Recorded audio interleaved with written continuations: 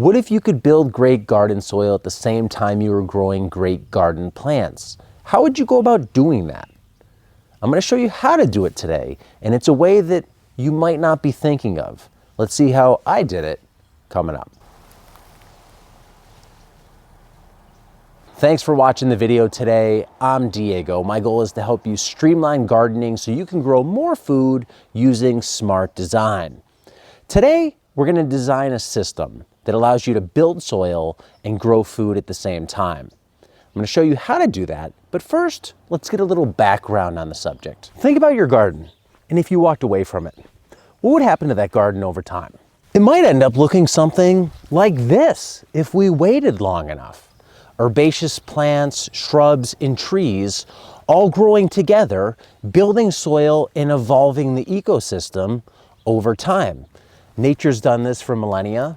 It works. What's the driving force behind this ecological evolution? Plants and microbes working together to build soil.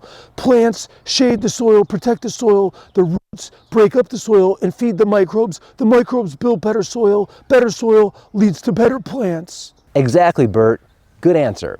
You see, guys, Bert knows what he's talking about. He used to teach gardening on cable access back in the 80s. My show used to air at night right after Bob Ross finished painting those happy little trees. Really?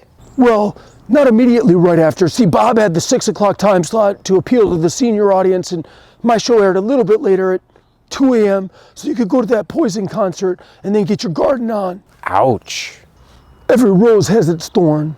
Indeed it does, Brett Michaels, but back to the present. How can we recreate this in the garden? We're going to do that by planting 2 crops in the same bed at the same time. And one of those crops will remain in the bed permanently. This is a system that I call perennial ground cover, PGC. It's a system where the ground is continuously covered by a living plant. And 1 year ago, I planted 2 crops into this bed that would act as permanent ground covers. Creeping thyme, that's most of the green that you see right here.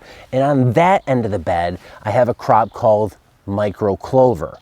The idea was I would plant it, it would spread, and then in between it, I would plant the crops that I wanted to actually eat. In this case, I have peppers planted in between this creeping thyme. These peppers are the second vegetable crop to come out of this bed because over the summer I had tomatoes growing in this bed. Tomatoes growing up, thyme growing around the base. On that end, tomatoes growing up, clover growing around the base. We're now at the opposite end of the bed of the creeping thyme, and the perennial ground cover plant here is called micro clover. If you just go on Amazon or look in the link below, it's an affiliate link, you'll find a link for micro clover. Some people have tried this in the past and they said, well, it wasn't that micro at all. For me, it's actually been pretty micro. It might only get 5 to 6 inches high at most. It tends to spread out and creep along the ground. It's worked really well for me. Both the creeping thyme and the clover, I started in small cell trays and then I transplanted it into the ground here earlier in the year. Tomatoes were planted amongst the micro clover. They worked really well. I pulled the tomatoes out, the clover stayed in the bed, and very recently I put broccoli into the bed amongst the micro clover. The clover will spread out, the broccoli grows up, the system works in harmony.